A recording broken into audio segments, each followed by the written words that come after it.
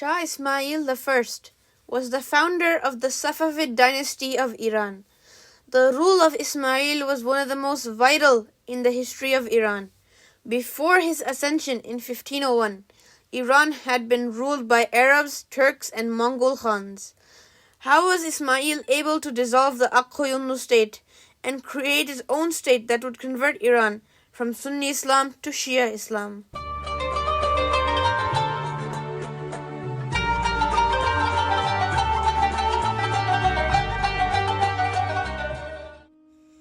On July 17, 1487, in Ardabil, Ismail was born to Halima Begum and Sheikh Haider.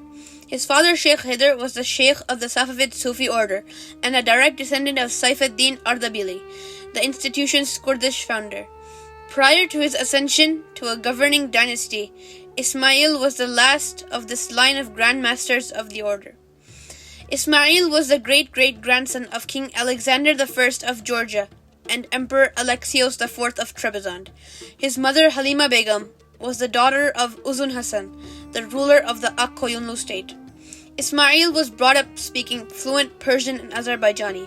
He lived in the shadow of his father for a short amount of time before his life changed when, in a fight in Tabarasan in 1488, Ismail's father was killed by the soldiers of Shivaran Shah Farrukh Yasar and his overlord, the Akkoyunlu, a Turkic tribal union that governed most of Iran. In 1494, the Akkoyunlu seized Ardabil, killing Ali Mirza Safavi, Haider's eldest son, and forcing Ismail, then 7 years old, to flee to Gilan, where he was educated by intellectuals under Sultan Ali Mirza Karkia. Ismail emerged from hiding at the age of 12 and returned to what is now Iranian Azerbaijan with his followers. The Turkmen tribes of Anatolia and Azerbaijan, who were the most important portion of the Qizilbash movement, helped Ismail rise to power.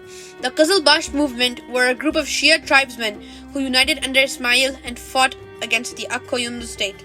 Now having control of an army, Ismail rallied about 7,000 Qizilbash troops at Erzincan in the summer of 1500. The forces crossed the Kura River in December 1500, marching towards Shivaran Shah's state. They defeated Shivaran Shah Farrukh Yasar's forces near present-day Shamakhi Rayon, Azerbaijan, and went on to conquer Baku. Azerbaijan and Dagestan were thus now under Ismail's control. The Shivaran Shah continued to rule Shivran under Safavid suzerainty for a few more years, until 1538, when it came to be ruled by a Safavid governor during the reign of Ismail's son Tahmasib. The successful conquest alarmed the ruler of the Akkoyunlu, Alvand, who proceeded north from Tabriz and crossed the Aras River to challenge the Safavid forces. Both sides met at the Battle of Sharur, in which Ismail's army triumphed despite being outnumbered 4-1.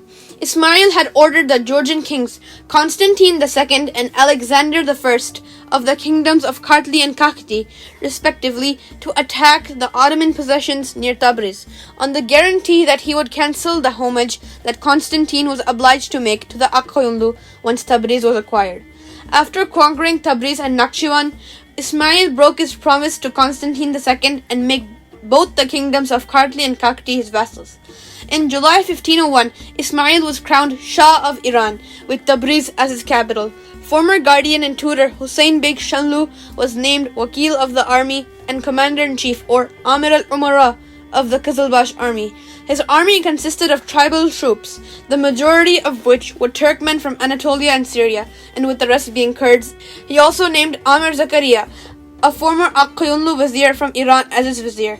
After declaring himself Shah, Ismail made Twelver Shiism the official and compulsory religion of Iran. He enforced this national standard with the sword, dissolving Sunni brotherhoods and murdering anyone who refused to accept Shiism as the new religion. In 1502, Ismail was given the title of Shah of Iran after defeating an Akkoyunlu army. He took control of Iraq-e-Ajam, which is the greater Iraq region, and Fars a year later. In 1503, he conquered Diyarbakir in 1507. Ismail appointed the Iranian Amir Najmuddin Masood Gilani as the next Wakil in the same year. This was because Ismail had come to favor the Iranians over the Qizilbash, who, despite having played an important role in Ismail's conquests, had amassed too much authority and were no longer trusted. The Ottoman Empire and the Safavid state had eventually collided due to the recruitment of support for the Safavid cause among the Turkmen tribes of eastern Anatolia among tribesmen who were Ottoman subjects.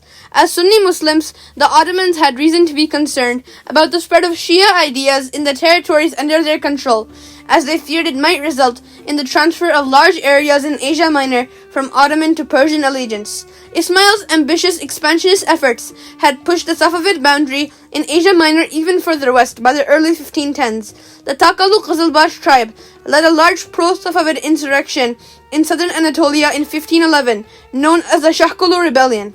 An Ottoman army was dispatched to put down the rebellion, and soon enough it was crushed. A large-scale assault of Safavid veterans into eastern Anatolia coincided with Sultan Selim I's ascension to the Ottoman throne in 1512 and formed the catalyst for Selim's decision to invade Safavid Iran 2 years later. Prior to the attack, Selim and Ismail had been exchanging a series of angry letters.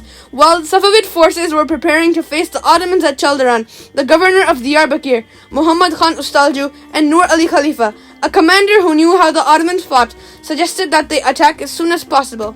Durmish Khan Shamlu, a powerful Qizilbash official, flatly refused this idea, claiming that Muhammad Khan Ustalju was just interested in his territory. In the Battle of Chaldiran in 1514, Selim I finally defeated Ismail.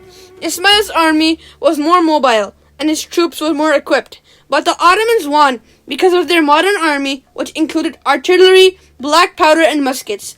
Ismail was injured in combat and was on the verge of being captured. On September the 5th, Selim triumphantly entered Tabriz, Iran's capital, although he did not stay long. The jubilant Ottomans were forced to retire prematurely due to a revolt among his troops, who feared a counterattack and entrapment by new Safavid forces brought in from the interior.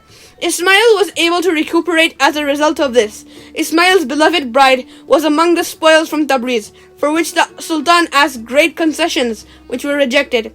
Despite his defeat at the Battle of Chaldiran, Ismail quickly recovered most of his kingdom, from east of Lake Van to the Persian Gulf. However, the Ottomans managed to annex for the first time eastern Anatolia and parts of Mesopotamia, as well as northwestern Iran. After a few years of a very terrible and gloomy era in his life, Shah Ismail passed away. Following the Battle of Chaldiran, he began to drink heavily. He retired to his palace, never taking part in another proper war and withdrawing from active involvement in governmental affairs. He gave them to his vizier, Mirza Shah Hussain, who became a close friend and drinking partner.